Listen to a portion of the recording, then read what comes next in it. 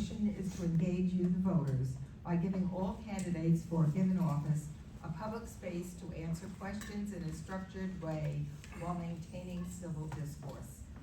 If you would like to join our league, membership forms can be accessed through the QR code in the plastic holder on the table, and we also have some other materials on the legislative agenda currently under legislation. If you would like to join our league, as I said, we welcome you. Remember, the league is not for women only. Tonight, we'll be taping this event and posting it on our YouTube channel before the election.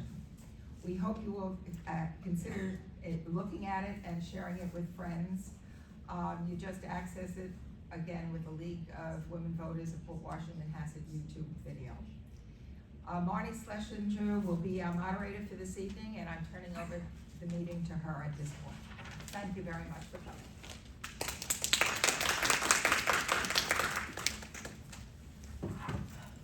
Hello, everyone. Thank you so much again for coming out this evening. Thank you, Regina. Thank you very much for your remarks. For over a century, the League of Women Voters has sought to make democracy work by holding events like this. Voters like you hear the views and observe the behavior of candidates on a range of issues relevant to this community. This is why we ensure all candidates agree to debate procedures. Further, by being here tonight as the audience, you have also agreed when you came in here to take a look at our posters, and the posters show the rules that we are going to be discussing in just one moment for this event. The moderator for this event is a member of the league, and I happen to live outside of Manhasset, and I do not know the candidates here this evening. The candidates' opening remarks or opening statements will be determined or were determined by drawing lots before this event, and the same order will be for opening and for closing this evening. After all the candidates have spoken, we will open the meeting to questions from the audience. There will be, we do our best to avoid duplicative questions, so we ask that everybody sitting here today makes sure that we're paying attention to the questions that are asked.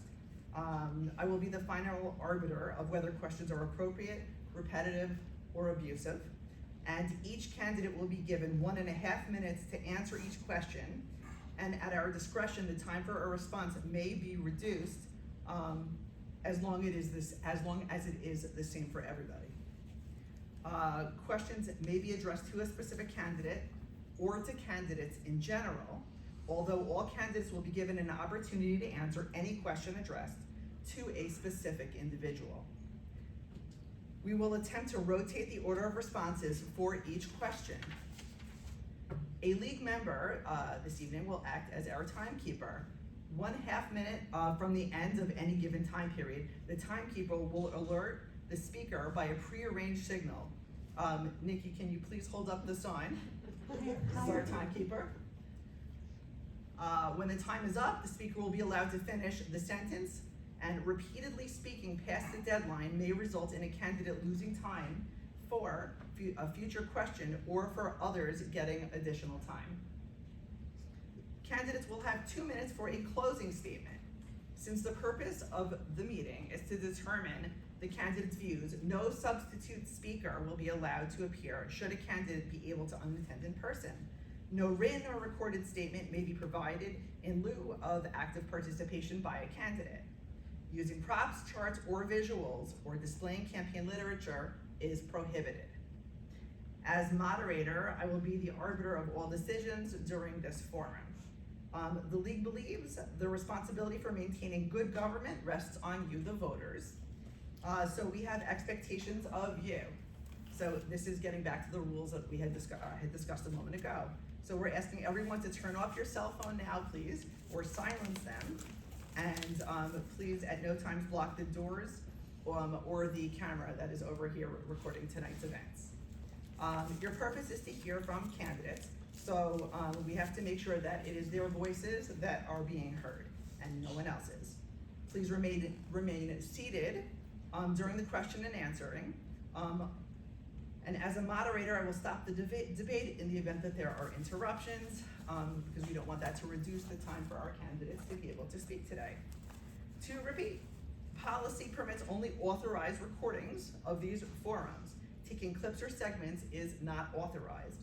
We will be posting this event tonight on the League of Women Voters of Port Washington-Manhasset YouTube channel before the election. So any audience member who violates the agreed upon procedures or who disrupts may be asked to leave, although we don't anticipate that being an issue. So this evening, when our candidates arrived, they drew straws for a speaking order. Ms. Klein will go first this evening, and Mr. Moy will be going second. Let's see. I'll ask the audience to applaud briefly after each candidate's opening statement, and then to hold all applause and other responses until after the closing statements. All right, thank you very much. We are now going to begin with questions, and we're gonna rotate the sequence so that everybody has an opportunity to speak.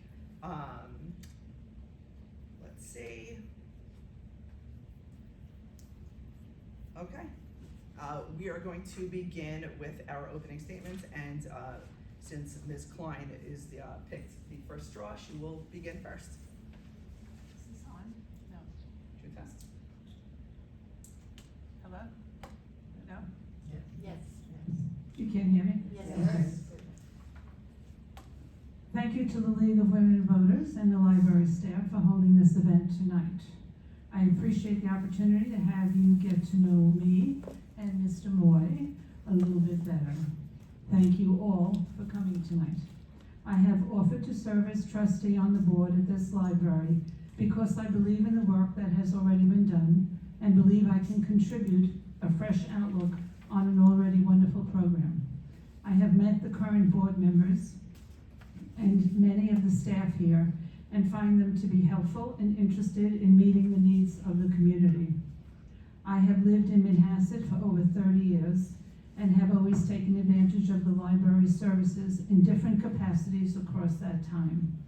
When my children were small, we attended story time and often took out books, so I appreciate the needs of our youngest community members. My children took advantage of the study rooms and conducted research here during their high school and college years. More recently, I have personally attended many different programs in the library, including Tai Chi, quilting, painting, and more. I also take advantage of ebooks on a regular basis and am known to take out real books from time to time as well. I think of the library as a community center, which has many diverse programs available, as well as books and periodicals for all from age 1 to the elderly. In addition, I currently serve on several other managing boards. In my own home community, Estates 1, I have served on the Board of Managers for about 10 years. I am also on the Executive Board and Treasurer for the Manhasset American Legion Auxiliary, which works to meet the needs of active service men and women as well as our veterans.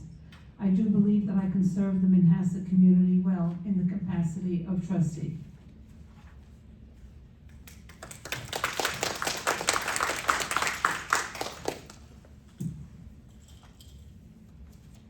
Mr. Moy. Thank you. Well, thank you all for coming this evening. I appreciate it. How's that? Better? Thank you for hosting this session of the Manhasset Library and also the League of Women Voters for moderating. Like my colleague here, I am also a 30-year resident of Manhasset. We've been here since the library was that hole in the ground where the parking lot is now.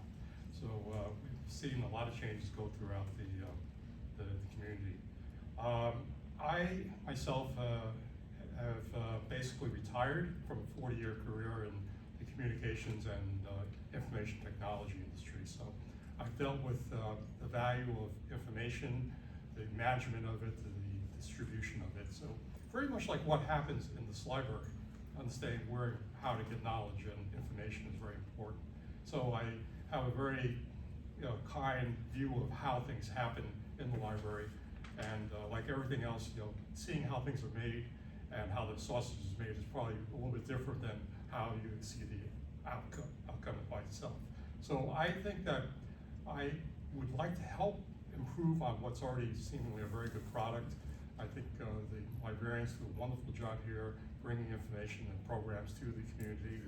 I think that they need to get feedback. You can't do this in a vacuum. You need to get an understanding of what other people are thinking, what people in the community, the patrons who utilize these services need and think about it. So I hope that in my role, I can amplify some of those issues, bring them to the attention of the staff, of other residents of Manhasset, as well as understanding how things might be improved or how things might be changed if needed to make things work more smoothly.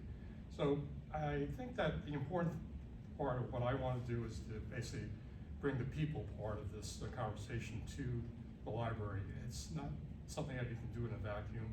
It's not something that can be done just on paper.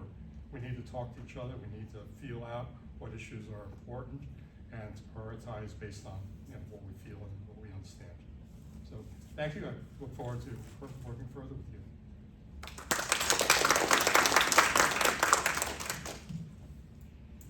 Okay, we will begin with our first question.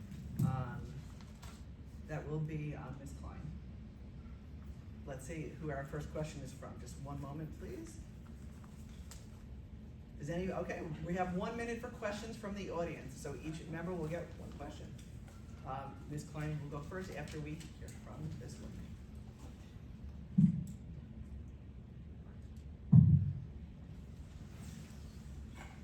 Hi, my name is Patricia O'Brien from 158 Webster Avenue, Manhasset. I'd like to thank both of you for being here with us tonight. My question is, are there any programs that we currently have that you feel could be enhanced or modified, or are there any new programs that you feel you could help initiate that would be very helpful to the community? Maybe you bring something unique to the audience. Thank you. Thank you for your question. So, considering the fact that I am a registered nurse, I'm particularly interested in the health issues, and I do think that there's a need at all times to educate the public regarding various health issues. I'm not sure if CPR has ever been given here for the public, but I think it could be, and it's something that would be particularly important when it comes to babies and children. A lot of people don't think of that in terms of CPR, and I think that would be very helpful. And I know there are a lot of children that come through here. I also think that Narcan training is very good for the general public to have, and perhaps that could be introduced, if not available to the public itself here. The other factors that I think could be very helpful is I have a big interest in gardening and rain gardens and native plants and their usage and their benefits. I think it's a discussion that could be very helpful for people to really understand. It's something that a lot of individuals have not heard of before, and yet it's something that would be very good for our environment, for people to start to really think about possibly putting native plants into their gardens. Mr. Moy, same Thank question. you. In my opinion, I think that we can actually address some of the technology and STEM issues that are out there. We are a little behind, I think, in terms of the approach we have to STEM in the Manhasset Library. Other libraries seem to have more advanced programs, and I think if we work with the local educational organizations, the high schools and elementary schools here in Manhasset, we might be able to develop a partnership with them to expand on the capabilities of STEM lab and to understand just what technology issues are there. I'd say maybe there are some programs, I've seen them, but we can add to those as well. The other area that, well, let me back up. I spend time here, obviously as a patron. I withdraw books and I use the e-books as well, but I also bring my grandson, a 2-year-old, to take advantage of the children's programs. And I think that it's a wonderful program. There are lots of different elements that they enjoy. So I think that the other extreme is the senior side. We need to do more outreach to the seniors that are in the 70 and 80-year-old range as opposed to just what we have today. So we're ready for our next question.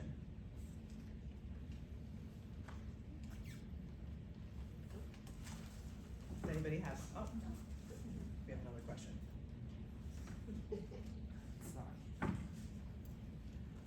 In this digital age where everybody seems to have their hand connected to a cell phone, what programs might you be interested in promoting in the library to encourage teens and their parents to read? Mr. Moy, this question will go to you. I sort of resemble that question only because I worked in the technology industry for all these years.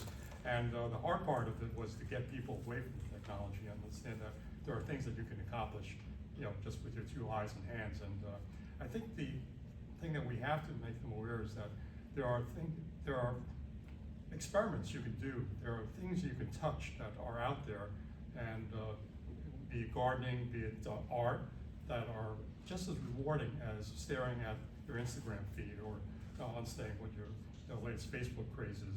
I think that detaching children and young people from their phones is virtually impossible.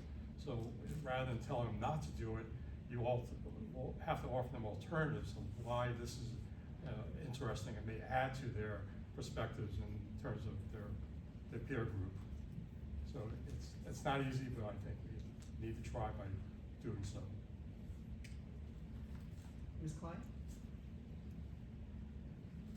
I think that the interest in reading tends to stem from the parents, and that somehow they need to demonstrate that reading just brings a wealth of information to you, and the best way to make that happen is really by just example, I think.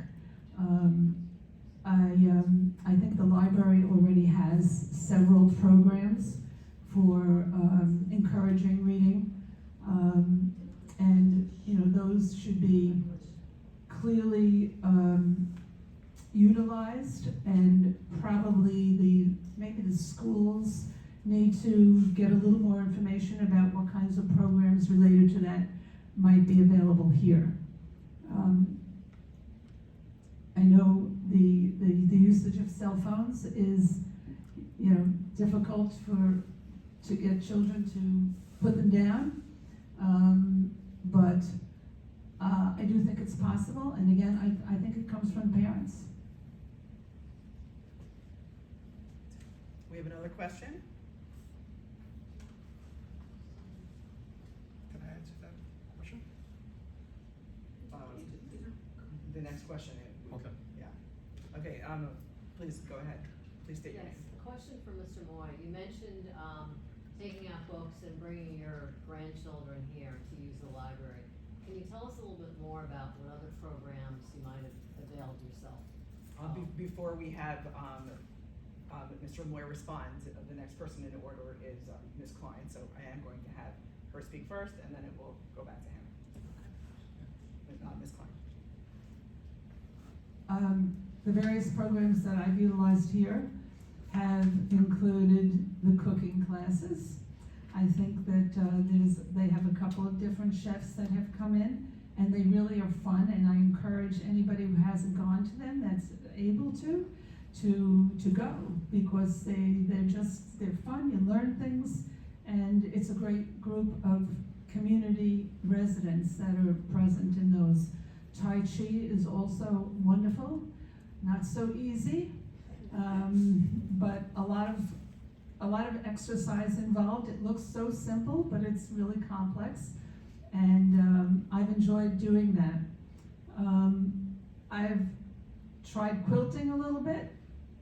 I don't know that that's my forte, to do it by hand. I'm more of a machine person when it comes to sewing. You know, and certainly reading, you know, taking out books, etc. Mr. Moy. Thank you. I think I've utilized a number of programs. There was a program that took old books and we fashioned them into carousels. I don't know if anybody remembers Yes. that. I still have it on display on my bookshelf, so, you know, things like that. Chef Rob is one of my favorites. You know, I wonder how he comes up with his recipes sometimes, and I know that you have to eat them right away because they don't last. You know, they're too tasty. But my wife actually does utilize the Tai Chi and the exercise program, so our family has a view of that. I think, you know, to me, the interesting thing about what happens is you have movie nights here. Sort of relating back to the last question, how do you get kids interested in books? The fact is, a lot of movies are based on books, and many kids don't realize that. You know, I'll take an example. Planet of the Apes was based on a book. Nobody knows that at this point. You know, it's too far gone into the many versions that have come out. But imagine having a movie night here where you show the movie and then you talk about the book itself.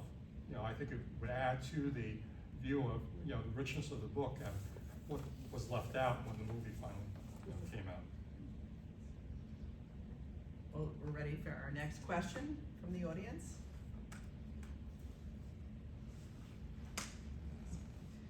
The next question will go to Mr. Moy first. Okay, good. Mr. Moore, you mentioned in one of your answers previously that you felt seniors were perhaps an underserved component of the library constituency. Could you talk a little bit more about what you might have in mind in terms of programs or outreach in some way to that group? I have a good friend of mine. He's turning 79, and you know, he was very active up until his mid-70s.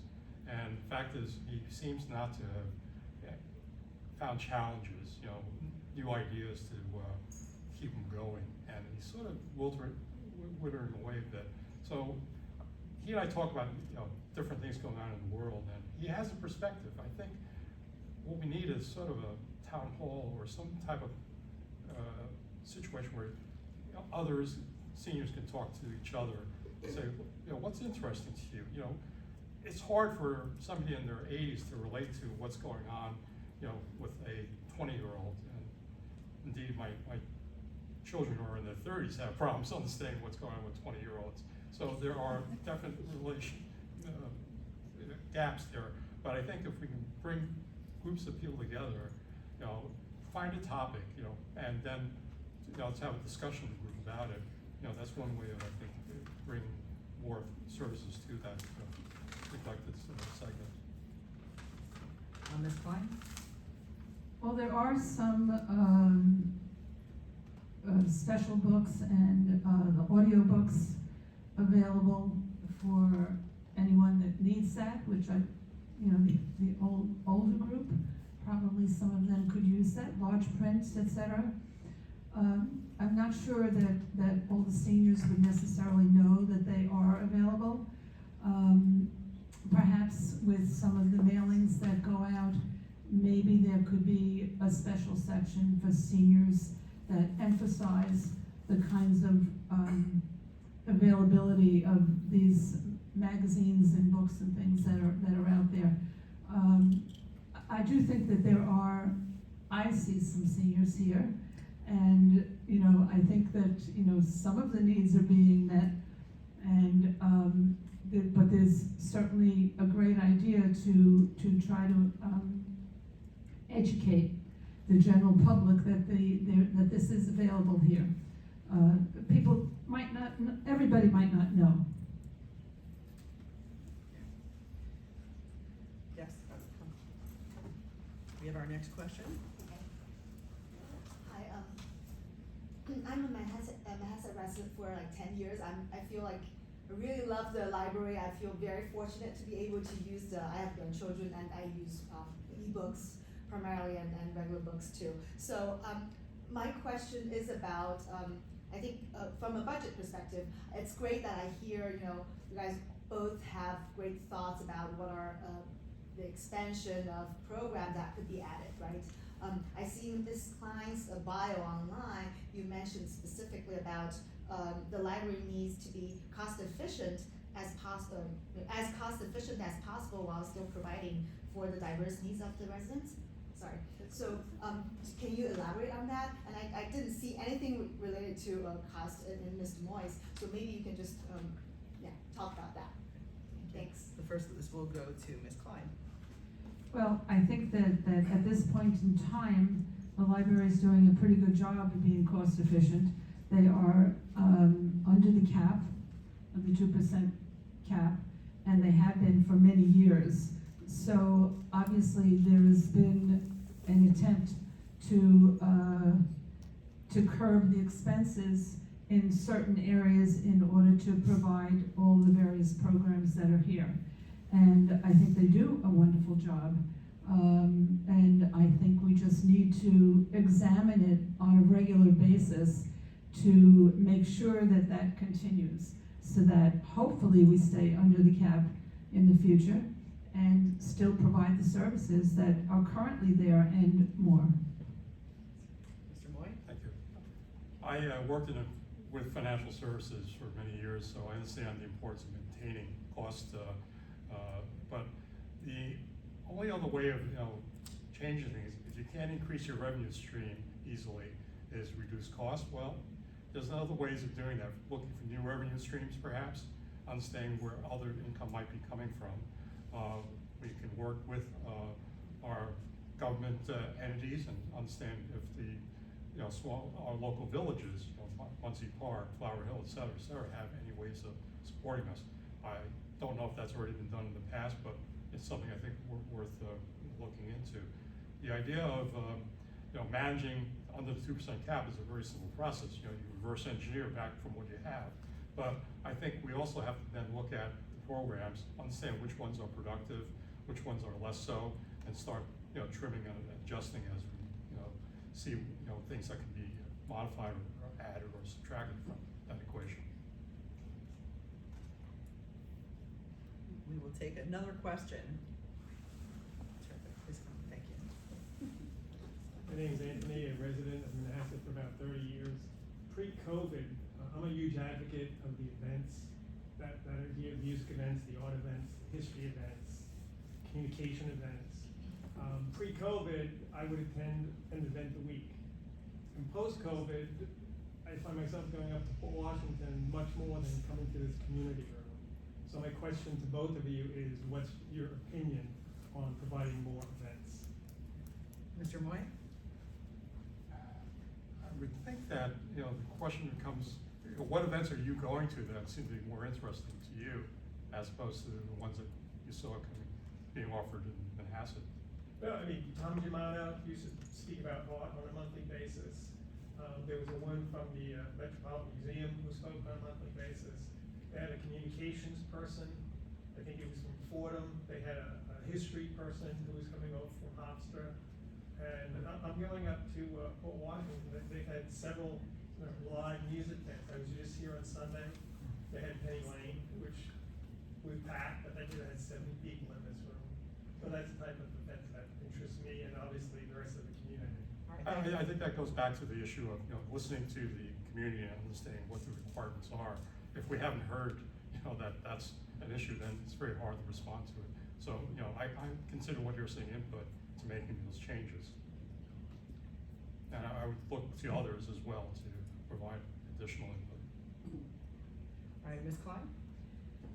Yeah, I think it's important to hear what every community member might have to say about those things. From what I understand during COVID, we all know everything shut down quite a bit, and the library has been slowly reintroducing the various programs that had to be shut down. So I think that in time, this will develop. If there are specific types of programs that people are interested in, I'm sure that the librarians are open to hearing about them and to considering them. I know I would be. question?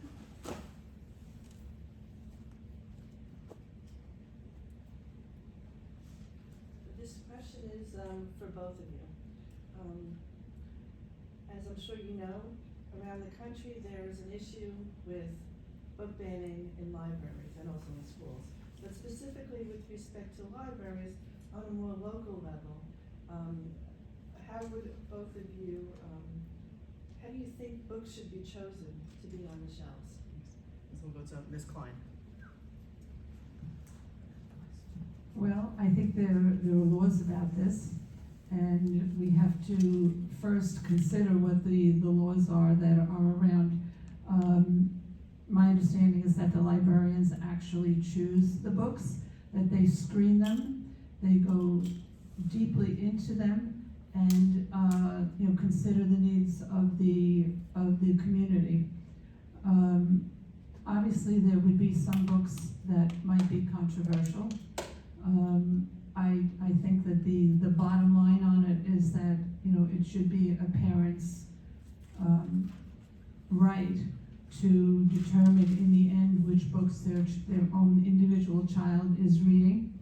However, that being said, there is a need for children to be educated about topics that and people that might be different than themselves, and to understand what that's like for those people. So I think that's basically my belief in it. Mr. Moy. I firmly believe that the librarians have the ability to make those book selections, but they can't do that in a vacuum. They need feedback from the community, from people. You can't decide, unilaterally what's right and what's wrong.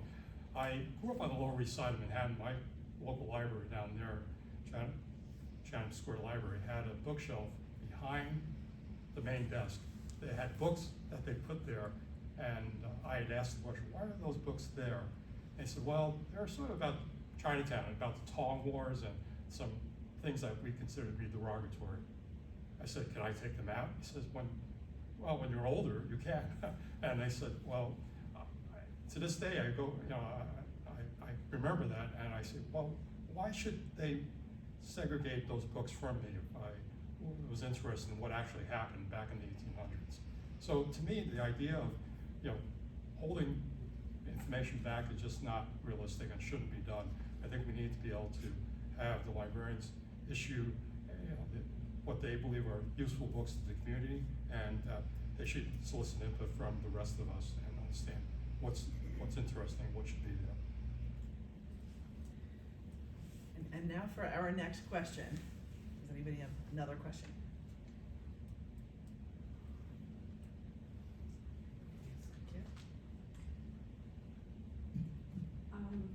I'm gonna go the other route.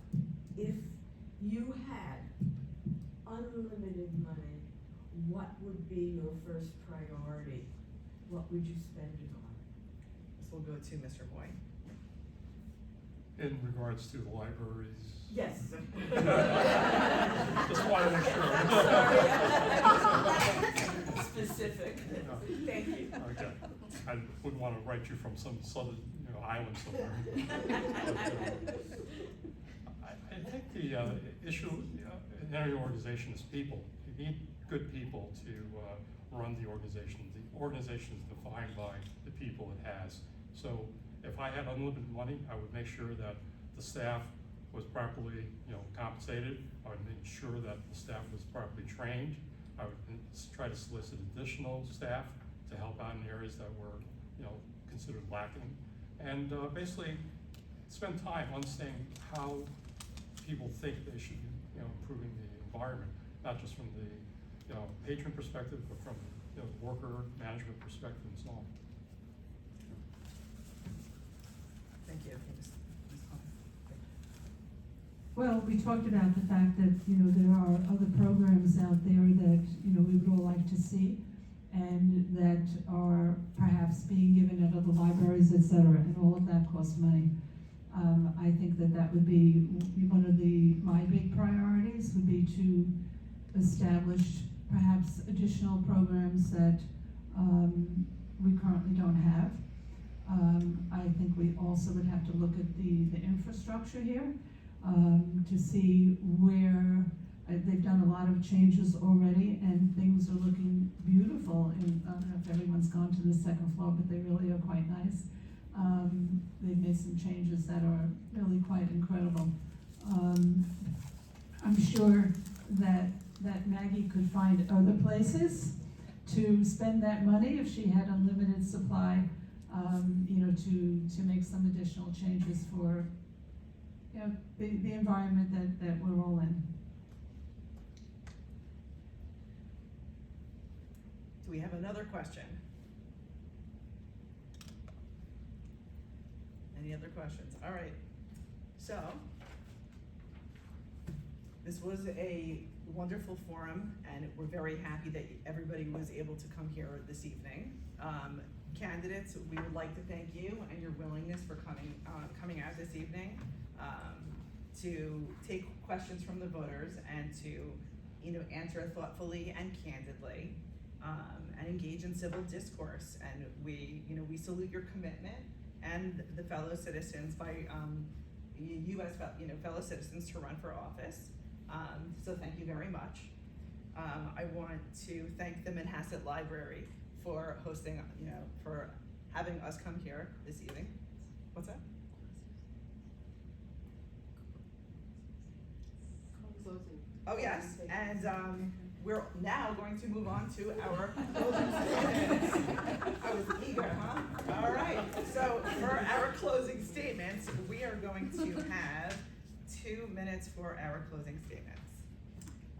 We are going to begin now with Ms. Klein. I'm asking to serve as trustee on the board of the Manhasset Public Library. If elected, it will be my goal to support the many wonderful programs already available at the library, in addition to helping tweak activities as needed. I think we have been lucky to have such wonderful staff to have provided us with so many different programs to choose from.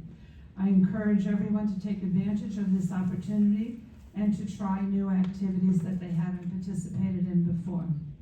I do believe that the library needs to be as cost-effective as possible while still providing for the needs of the residents.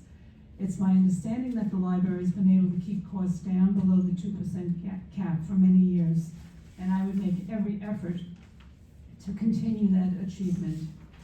I will be available to listen to the Manhasset residents and my fellow board members to hear their viewpoints and discuss any differences we might have. I know that communication is the key to resolving conflict, and that starts with listening and considering other viewpoints. Thank you all for coming tonight.